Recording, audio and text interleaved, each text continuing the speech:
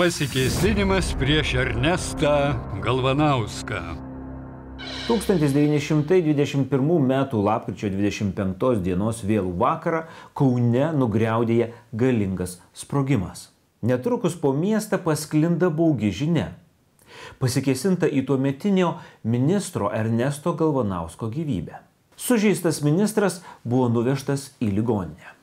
Nors Ernesto Galvanausko gyvybei pavojus negrėsė, tačiau šis teroro aktas greitai apaugo įvairiausiais gandais.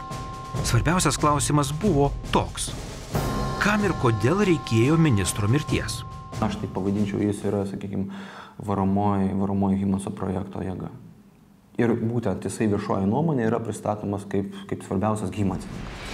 Hymanso projektas, numatęs Lietuvos ir Lenkijos glaudų suartėjimą, nepatiko daugeliui. Tebebuvo gyvi kovų su Lenkija prisiminimai. Taigi, visuomenė reagavo į šį projektą nevienareikšmiškai. Dėl pačio pasikėsinimo, sakyčiau, čia yra viena visingiausių bylų, todėl kad nei pasikėsinimo autoriai nebuvo surasti ir vėliau ta byla nutraukta. Taigi iš tikrųjų galim tik tai vis dėlto iš to meto visos, sakykime, tos viešosios opinijos ir vėliau atsiminimų manoma, kad tai padarė šauliai.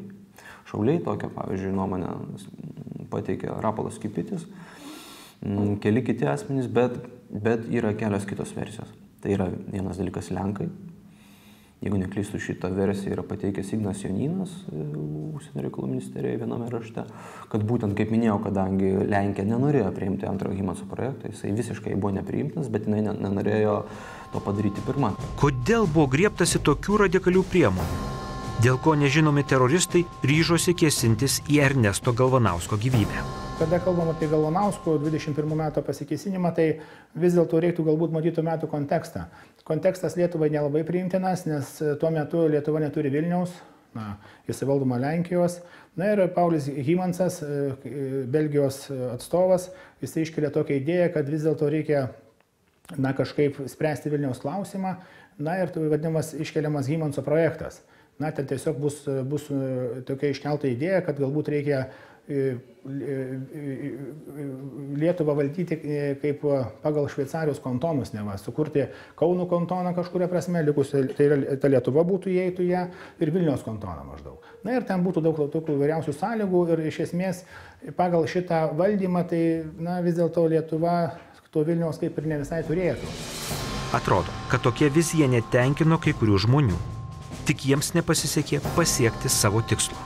Dar vienas įdomus dalykas, kad vis dėlto pats Galvanauskas po to, kaip suprantu, irgi dėl šitos bylos sprendimo kažkokių dalykų nesiėmė ir kas dar įdomu, kad jis vėliau eina tas pareigas vyriausybė ir jis vėliau dar netgi vadovauja ministrų kabinetams po šito dalyko. Taigi jo politinė karjera kaip ir nebuvo baigta. Tiesiog, sakykime, jam buvo duotas signalas, kad tu kaip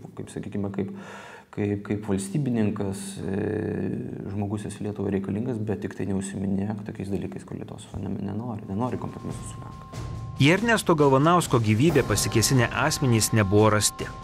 Tyrimas netrukus buvo nutrauktas. Gyvenimas ir toliau tekėjo sava vaga.